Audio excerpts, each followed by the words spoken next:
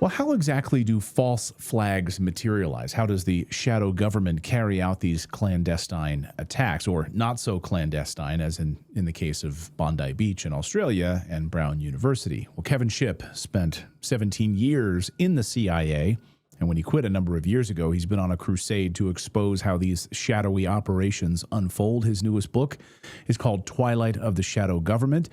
It's an absolute page-turner, and it's shocking, to say the least. I highly encourage you all to read it. But I wanted to have Kevin on today to talk about the weekend's events and everything that we've seen, as now a lot of weird occurrences are popping up. Like, Kevin, great to see you, by the way, but like Google searches in Israel, before the shooting happens for the name of the shooter. Like, okay, are they getting sloppy? I mean, but anyway, that's just why one high level thought process here. But maybe you can talk about how these like false flags actually unfold. Maybe how long and months ahead of time are these things being put together before they're actually carried out? Well, they are planned for months. And if you notice, going all the way back to 9/11, and I have my own thoughts about that, an investigation, a legitimate criminal investigation was never done there. So I disagree with the 9/11 report. But one of the things when the CIA plans these operations is they always choose a boogeyman. It's always got to be one person, because if it's just one person, it's not a conspiracy. And you can, and law enforcement or Congress can't go into the conspiracy of more than one person if there's just one boogeyman. So if you can select your boogeyman and you can hit him with chemicals or directed energy weapons or something to derange his mind, and the human brain is all electric and is very easily programmable, sadly, but it is. So you find your boogeyman and you program that boogeyman to kill. He or she goes out and does the dastardly act, and then immediately, like Osama bin Laden, the agency will say, we got him. There's the boogeyman. We got the boogeyman. It's all over. No conspiracy, nothing to see here. That's how they do it. And if you look, it's always one person, one boogeyman, who had no indication previously that they had any murderous or even criminal tendencies. And all of a sudden, like Tyler Robinson, despite all the facts that don't add up with Charlie Kirk's murder, there is the boogeyman. This is the guy who did it, despite all the evidence that how could he possibly have done this with dismantling his rifle and putting back together and all that stuff. No. He's the boogeyman. He did it. We got him. No conspiracy, nothing to see here. That's how they do it. Well, and there's so many questions I have about what unfolded in Australia, because in the months leading up to this attack, there were a number of reports about as Max Blumenthal from the Gray Zone has reported back in February, there were a number of reports about operations or paid actors making threats against different Jewish institutions. And those paid actors, we never know exactly where the money's coming from. Where are these paid actors? Who are these rabble-rousers?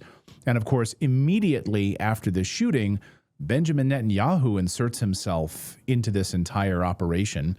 Mossad is now in Australia assisting with the investigation, and immediately they said Iran is behind this. So you talk about a boogeyman here. The boogeyman is Iran, because they desperately want us to go to war with Iran. Yes. So, I mean, but it seems like they got pretty lazy with this one. I mean, it seems pretty blatantly obvious to anyone with a mind or brain. Yeah, as is the case with human nature, the more arrogant they get, the more stupid they get. And some of these operations and this disinformation is almost ridiculous, but they put it out there anyway. This horrific, awful thing on Bondi Beach there, all of a sudden Mossad's on the scene. It's like, what do you got to do with this? This is the Australian government, Australian people. What in the world does Mossad have to do with any of this, and why are they there? Now, Mossad has no ethics. I've been followed by Mossad when I traveled to Israel doing security for an international speaker in Mossad. Since I was former CI, followed me everywhere I went. They will do anything to expand Israel's power, and they have no no walls, no barriers. There's nothing against murder, assassination, mass kill, anything. None of that is in Mossad at all. It's whatever it takes, and that's what we're seeing here with Australia. They're inserting themselves into this horrific act, and the question is, what the heck are you doing there? What the heck? Netanyahu comes out with this statement, and once again, here comes the boogeyman. I mean, we always have to look for the boogeyman, and here we go. Boogeyman is Iran. Iran did it, and Mossad is now building this case that this was done against the nation of Israel. And false flags are common in the CIA's playbook since Vietnam and the Gulf of Tonkin, where the ships that allegedly attacked U.S. boats didn't exist. They were painted on the radar. So it's an operational technique with the CIA. And that, as unethical and immoral as the CIA is, you can take Mossad and multiply that by 50. They have no guardrails.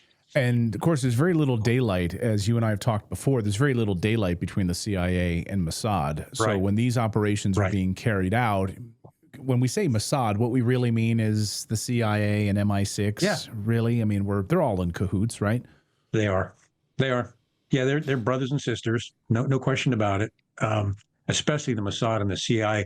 The CIA considers Mossad its chief intelligence asset in the Middle East, and they're woven in with Mossad, like I said, like sister organizations. Well, they are sister organizations, and so when the Mossad does something, many times the CIA is involved, except for when Mossad actually targets the CIA itself to try to steal information from the agency. So it's a frenemies kind of relationship where they both connect with they share intelligence on a massive high-level scale with high-level clearances that the U.S. doesn't do with any other country. So essentially they are joined at the hip. We're not going to show it here on the show because he's covered in blood, but an individual who says he was in Israel on October 7th. He's there. Suddenly he shows up in Sydney, and he's also there for this horrific attack. He's taking selfies of himself covered in blood, and he said, I survived October 7th, and now I'm here. And it's all very convenient. Do you see similarities with other false flag attacks, individuals like this who are just happen to be there? They go on social media, and they're sort of pushing these narratives? Yes, absolutely. And it's happened in other killings and tragedies just like this, where the same person, Charlie Kirk assassination is an example, with a fellow that was yelling, I did it, I took the shot. And he shows up at Charlie Kirk when he's been seen at other events. When you start seeing the same people show up at completely different, unrelated events, something's going on. Maybe you can just talk about, I feel like false flags, because we call them out here as much as we can on the show. And I will admit, we have sources telling us a couple of weeks ago that there was likely to be a very big or multiple false flag events heading into Christmas. To keep your head on a swivel, they were getting reports of this. And so I kept that under my hat, wasn't reporting it. And here we go. And I don't know. And apparently there's going to be more of these false flag attacks in the coming days as well to try to push us to war with Iran, of course. But are they just getting so careless now? I feel like we're able to see it. I mean, if you watch our show, like we're not falling for this BS. Right. But do they work? Because you see the mainstream media, see CNN, you see Axios. They're like, the rise in anti-Semitism led to this attack, et cetera, et cetera, et cetera. So they're pushing this narrative on all of us at the mainstream media level. But I feel like maybe that false flag ship has sailed. What do you think? Do they still work? Well, I mean, they know. They've done a lot of psychological studies on this in the agency. They know that your average American is sitting on the couch watching this, tired and exhausted from working all day, and they're just trying to provide for their family. And the only information they get is from these news programs, from these pipelines. And I'll give you a prime example. And this is just in my view regarding 9/11. After the attacks happened, the Bush administration comes out and they said, we can prove that the terrorist, one of the terrorists was on the plane because we found his passport 2 blocks away from the World Trade Center. The plane was incinerated. Everything on the plane was incinerated. Above and below the plane was incinerated. But this paper passport managed to float down over to Rica. There's a prime example of a stupid piece of disinformation. There was lava. There was literally lava from the nanothermite that was used in the controlled demolition of the towers. Like nanothermite, like lava flowing. But these paper passports, these things are, man, I want to build my house out of these passports. That's right. Exactly. Apparently they're like some sort of new material or something. Right. But they repeated that lie enough that most Americans are like, oh, okay, we buy it. Because, frankly, Clayton, and they don't teach this in high schools and universities anymore, most people don't practice critical thinking. And that's what we need is to people to start understanding they need to critically think about this. A paper passport on the street, that's impossible. Right. Don't buy it. I mean, but programs like yours and others that are bringing this critical thinking into these things are what people need, because they're not doing it on their own. They're just sitting in front of the TV and being fed this stuff. You talked about, before I let you go, Kevin, you talked about at the CIA, they've done countless studies on this. So you working at the CIA, you were privy to this. So the CIA was actually studying how they could manipulate the American people through media and through this type of disinformation campaigns. Like that's part of the CIA's budget? How to it's a whole program. Fool us?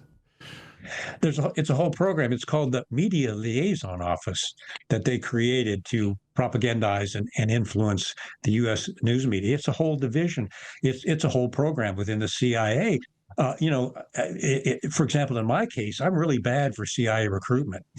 I'm hurting their recruitment efforts because I'm not coming out like these other former CIA officers who will teach you how to be a spy. I'm coming out with the facts and the truth. No, you probably don't want to go work there. Like in the director of operations of the National Clandestine Service, unless you want to become a serpent. And I did that for 5 years, and then had to recover. We're dealing with something here that is an affront to the United States Constitution, freedom, privacy, like you and I talked about, and it's a monster that's become so powerful that it is, and we talked about this, what I call the shadow government, the CIA's control of our elected government. And so they get away with these things. And they have programs, very intricate programs on how to control people's thinking and how to put this propaganda out there, especially with complicit news media outlets. And they know that people will believe it. Right. They run right to CNN or Fox News, and then Fox News does a whole report about the rise of anti-Semitism, and this was an attack on Israeli Jews, but it was in Australia. Okay. And the mockingbird media, the parrot media, just goes along with this BS. And then there are people, like you said, who work hard all day. They come home, they've got maybe 15 minutes of news time that they can watch before they have some dinner, and they see this garbage and they ingest it, and that's why it works, I guess. So I guess false flags still work, right? Yes, without question. And we're going to see more of them. Yeah. It's going to make my job even harder, try to discount it, and your job even harder. Kevin, I thank you so much for this. I would encourage everyone, go out and read Kevin's great books. Twilight of the Shadow Government is his newest, his time in the CIA and the shadowy machinations of this deep state. Really, really troubling stuff. Kevin, thank you for exposing all of this. Thank you for your bravery and your patriotism. Thank you. Thank you, Clayton. Always a pleasure to be on.